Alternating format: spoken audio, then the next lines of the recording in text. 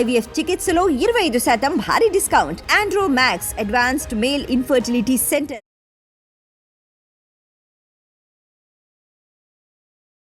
Hello, doctor Dileep Gude here, physician, Yashoda hospital Somajiguda. మనం obesity గురించి discuss చేద్దాం. ఒబిసిటీ అంటే బేసికలీ ఊబకాయం, మనకు తెలిసిందే. బాడీ మాస్ ఇండెక్స్ 22 నుంచి 25 వరకు ఉంటే ఓవర్ వెయిట్ అంటాం. 25 దాటితే మనం ఒబిసిటీ అంటాం. 25 నుంచి 30 ఉన్న వాళ్ళని క్లాస్ 1 ఒబిసిటీ, 30 to 35 ఉంటే క్లాస్ 2 అని, 35 దాటితే క్లాస్ 3 ఒబిసిటీ అని మనం ఇట్లా క్లాసిఫై చేయబడింది. ఇన్ఫ్యాక్ట్ సౌత్ ఇండియన్స్, ఎస్పెషల్లీ ఇండియన్స్లో బాడీ మాస్ ఇండెక్స్ డెఫినేషన్స్ మారాయి. యాక్చువల్లీ 27 దాటిన వాళ్ళని ఒబిస్ అంటూ ఉంటాం. కానీ ఇండియన్స్ అండ్ సౌత్ ఏషియన్స్ మాత్రం WHO స్ట్రింజెంట్ BMI గోల్స్ పెట్టింది. అంటే 25 దాటిన వాళ్ళని ఒబిస్ అనటం, 23 to 25 ఉన్న వాళ్ళని ఓవర్ వెయిట్ అనటం. ఎందుకు అంటే ఇంత స్ట్రింజెంట్ రూల్స్ ఎందుకు? బేసికలీ అంటే 23 దాటగానే BMI బాడీ మాస్ ఇండెక్స్ 23 దాటితే వీళ్ళలో మెటబాలిక్ సిండ్రోమ్ రిస్క్ పెరుగుతుంది. మెటబాలిక్ సిండ్రోమ్ అంటే నథింగ్ బట్ 4 పిల్లర్లు ఉన్న ఒక డిసీజ్. 4 పిల్లర్లు ఏంటి? డయాబెటీస్ వచ్చే risk, pre diabetes or diabetes. Then ఇంకొక pillar pre hypertension or hypertension. Then మూడో పిల్లర్ ట్రైగ్లిజరైడ్స్ ఎక్కువ ఉండటం, మంచి కొలెస్ట్రాల్ తగ్గటం, HDL తగ్గటం. దెన్ 4గో పిల్లర్ వేస్ట్ సర్కంఫరెన్స్ ఎక్కువ ఉండటం, అంటే విసరల్ ఒబిసిటీ ఎక్కువ ఉండటం, అంటే పొట్ట దగ్గర ఫ్యాట్ ఎక్కువ ఉండటం. సో ఈ 4 పిల్లర్స్ వల్ల మెటబాలిక్ సిండ్రోమ్ రిస్క్ కొంత BMI ఉన్న, అంటే 23 ఉన్న, ఒక 25, 26 ఉన్న ఒక వైట్ పర్సన్కి సిమిలర్ రిస్క్స్ ఉన్నాయి అని స్టడీస్లో తేలింది. కాబట్టి ఇలా స్ట్రింజెంట్ BMI గోల్స్ మన సౌత్ ఏషియన్స్కి, ఎస్పెషలీ ఇండియన్స్కి WHO సూచించింది. సో మనం ఒబీస్ ఉన్న పేషెంట్స్కి ఏం చేయొచ్చు అంటే, ఏ విధంగా ఒబిసిటీని మనం ట్యాకిల్ చేయొచ్చు? చాలామంది కష్టపడుతూ ఉంటారు. ఇన్ఫ్యాక్ట్ ఎక్సర్సైజ్ చేస్తున్నాం, మేము ఫుడ్ కూడా తగ్గించాం, కానీ బరువు తగ్గట్లేదు అని ఒక రకమైన నిరాశ నిస్పృహతో ఉంటారు. సో ఇలా కాకుండా అంటే మనం how can we help obese patients? దీనికి US FDA అప్రూవ్డ్ మెడిసిన్స్ ఏమైనా ఉన్నాయా అంటే, ఖచ్చితంగా మెడిసిన్స్ ఉన్నాయి. అండ్ అఫ్ కోర్స్ దానికి 3 మేజర్ పిల్లర్స్, అంటే డైట్ ఒక పిల్లర్, ఎక్సర్సైజ్ ఒక పిల్లర్, అండ్ మూడో పిల్లర్ మెడిసిన్స్. సో ఈ మెడిసిన్స్ కూడా ఖచ్చితంగా 100% లాంగ్ టర్మ్ సైడ్ ఎఫెక్ట్లు లేని సేఫ్ మందులు ఇవి.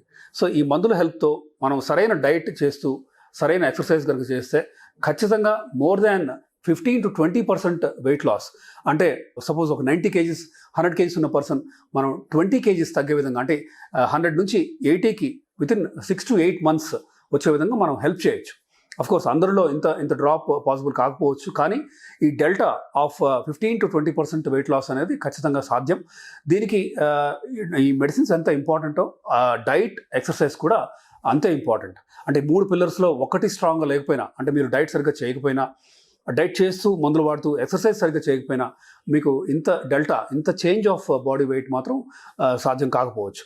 సో ఏ విధంగా మనం, అంటే మందులు ఏంటి, వీటి గురించి మనం డిస్కస్ చేద్దాం.